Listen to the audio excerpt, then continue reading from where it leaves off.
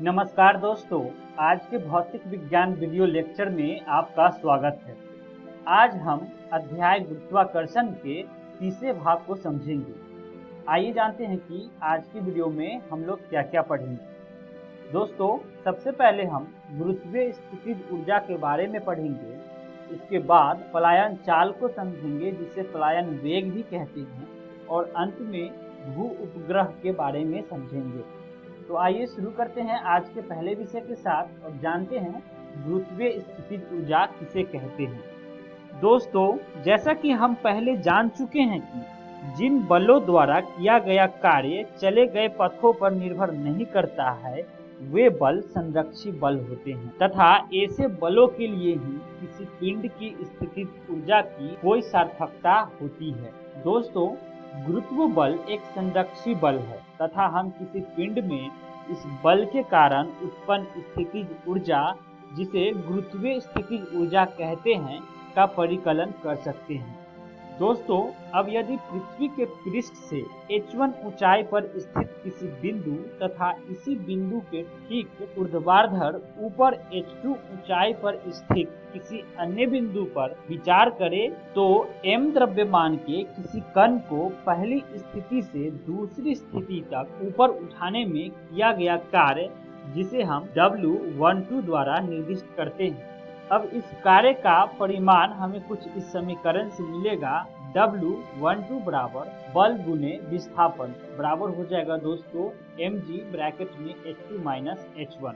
दोस्तों, अब यदि हम पृथ्वी के पृष्ठ से h ऊंचाई के बिंदु से कोई स्थितिज ऊर्जा यानी कि WH संबंध करें, तो हमें समीकरण कुछ इस प्रकार मिलेगा। WH बराबर mgh प्लस W नॉट। यहाँ W नॉट दोस्तों नियतांक को बताता है।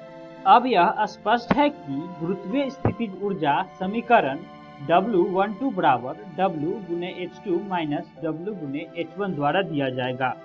इस प्रकार कण को स्थानांतरित करने में किया गया कार्य ठीक इस कण की अंतिम तथा आरंभिक स्थितियों की स्थितिज ऊर्जाओं के अंतर के बराबर होगा। अब दोस्तों, समीकरण में h बराबर 0 रखने पर हमें WH बराबर 0 यानी कि W नॉट प्राप्त होता है। h बराबर 0 का अर्थ यह होगा दोस्तों कि दोनों बिंदु पृथ्वी के पृष्ठ पर स्थित है। इस प्रकार W नॉट कण की पृथ्वी के पृष्ठ पर स्थितिज ऊर्जा को दर्शाती है। अब दोस्तों, हम जानते हैं कि पृथ्वी के बाहर के किसी बिंदु पर स्थित किसी कण पर लगे गुरुत्वीय बल की दिशा पृथ्वी के केंद्र की ओर निर्देशित करती है तथा इस बल का परिमाण समीकरण F बराबर कैपिटल G गुना ME गुना स्मॉल m बटे R स्क्वायर द्वारा दिया जाएगा। यहाँ ME पृथ्वी का द्रव्यमान को बताता है, स्मॉल m कण का द्रव्यमान को बताता है तथा R कण की पृथ्वी के केंद्र से दूरी को बताता है। अब दोस्तों, यदि हम किसी कण को R बराबर R1 से R बराबर R2 तक ऊर्ध्वाधर पथ के अनुदिश ऊपर उठाने में किए गए कार्य को परिकलन करें, तो हमें समीकरण कुछ ऐसा मिलेगा। W12 बराबर समाकलन R1 से R2 तक कैपिटल G गुना कैपिटल M गुना स्मॉल m बटे R स्क्वायर गुना dr बराबर हो जाएगा दोस्तों माइनस कैपिटल G गुना ME गुना स्मॉल m ब्रैकेट में 1/R2 माइनस 1/R1। अब दोस्तों, इस प्रकार समीकरण के बजाय हम किसी दूसरी R पर स्थित ऊर्जा WR को इस प्रकार संबंध कर सकते हैं। समीकरण WR बराबर माइनस कैपिटल G गुना ME गुना स्मॉल m बटे R जोड़ W1। अब दोस्तों, हम परिपाटी के अनुसार W1 को शून्य मान लेते हैं, जिसके कारण किसी बिंदु पर किसी कण की स्थितिज ऊर्जा उस कण को अनंत से उस बिंदु तक लाने में किए जाने वाले कार्य के ठीक बराबर होती है। पृथ्वी के गुरुत्वीय बल के कारण किसी बिंदु पर गुरुत्वीय विभव की परिभाषा बिंदु पर किसी कण के एकांक द्रव्यमान की स्थितिज ऊर्जा के रूप में की जाती है। अब दोस्तों, हम जानते हैं कि M1 एवं M2 द्रव्यमान के एक दूसरे से r दूरी पर रखे गए दो कणों की गुरुत्वीय स्थितिज ऊर्जा को बताती है। दोस्तों, समीकरण हो जाएगा G बराबर माइनस G गुना M1 गुना M2 बटे R। आइए दोस्तों आगे बढ़ते हैं, जानते हैं पलायन चाल किसे कहते हैं। आगे बढ़ने से पहले एक प्रश्न आता है दोस्तों कि क्या हम किसी पिंड को इतने अधिक आरंभिक चाल से ऊपर फेंक सकते हैं कि वह फिर पृथ्वी पर वापस न गिरे। आइए जानते हैं इसका उत्तर क्या होगा। दोस्तों इस प्रश्न का उत्तर देने में ऊर्जा संरक्षण नियम हमारी सहायता करेगा। आइए पहले जानते हैं पलायन चाल किसे कहते हैं। दोस्तों वह न्यूनतम वेग जिसे किसी पिंड को दिया जाए तो वह गुरुत्वाकर्षण क्षेत्र को छोड़कर चला जाता है और पुनः लौट कर नहीं आता है, इसे पलायन वेग कहते हैं। आइए दोस्तों पलायन वेग का सूत्र को जानते हैं। पृथ्वी के लिए हम यहाँ पलायन वेग का मान ज्ञात करते हैं। दोस्तों पृथ्वी के तल पर स्थितिज ऊर्जा का मान निम्न सूत्र द्वारा दिया जाएगा। U बराबर -G गुना mm बटे r। अब दोस्तों जब पिंड पृथ्वी के गुरुत्वाकर्षण सीमा के बाहर होता है तो इस स्थिति में पिंड की स्थितिज ऊर्जा का मान शून्य हो जाता है। अतः इस स्थिति में पलायन ऊर्जा का मान हो जाएगा गुरुत्वाकर्षण सीमा पर ऊर्जा का मान माइनस पृथ्वी तल पर ऊर्जा का मान। अब दोस्तों पलायन ऊर्जा का सूत्र ये होगा 0 माइनस ब्रैकेट में -g गुना mm बटे r बराबर आगे हल करने पर समीकरण होगा प्लस ब्रैकेट में gmm बटे r।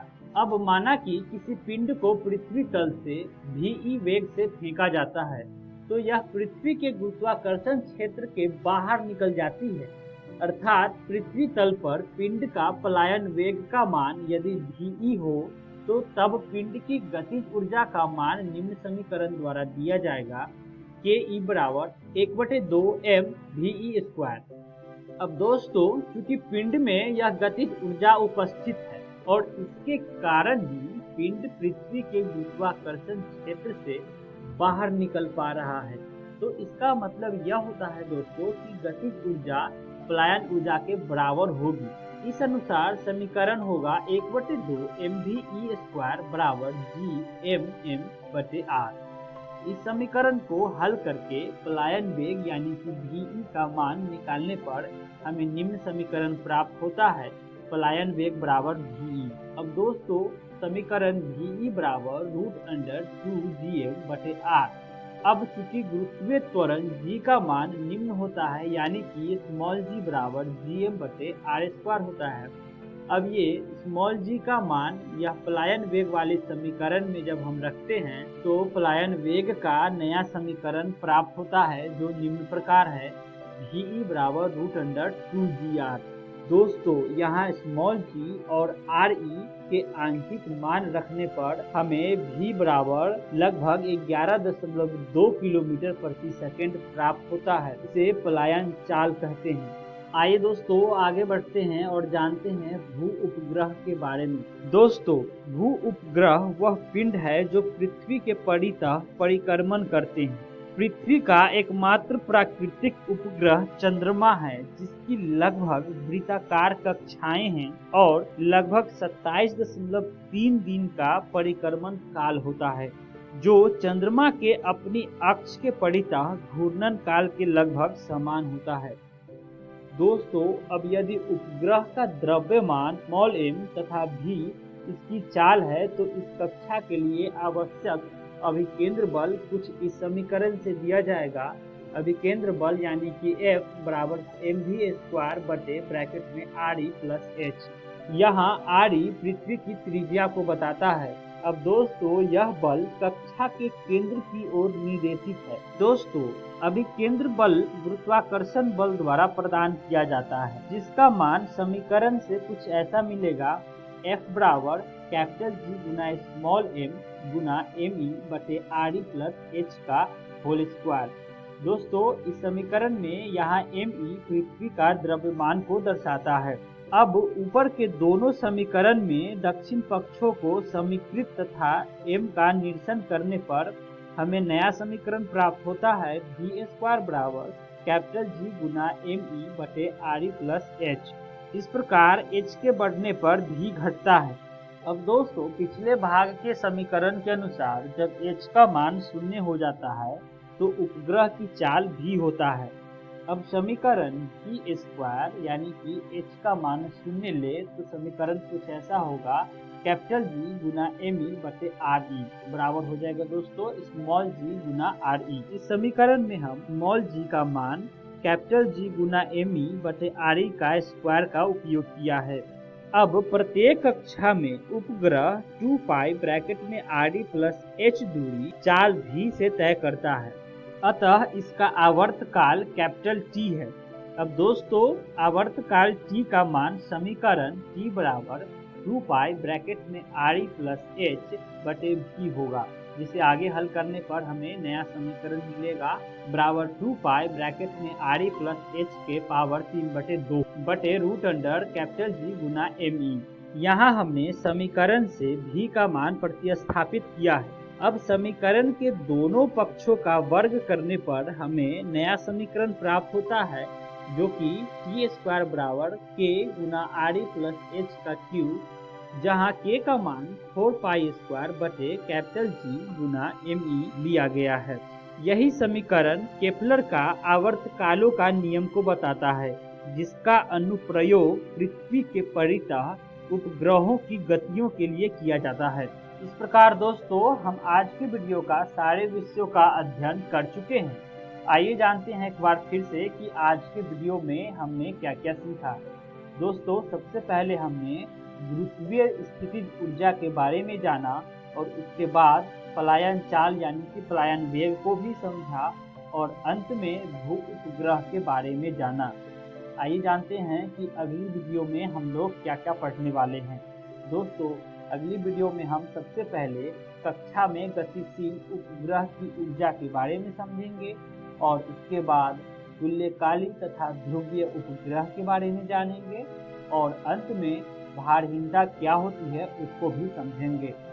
आशा करता हूँ कि आप सभी को आज का वीडियो पसंद आया होगा। मिलते हैं अगली वीडियो में। दोस्तों अगर आपको इस अध्याय को विस्तार पूर्वक पढ़ना है तो आप कक्षा 11 एनसीईआरटी बुक से भौतिक विज्ञान पुस्तक से पढ़ सकते हैं। Thank you.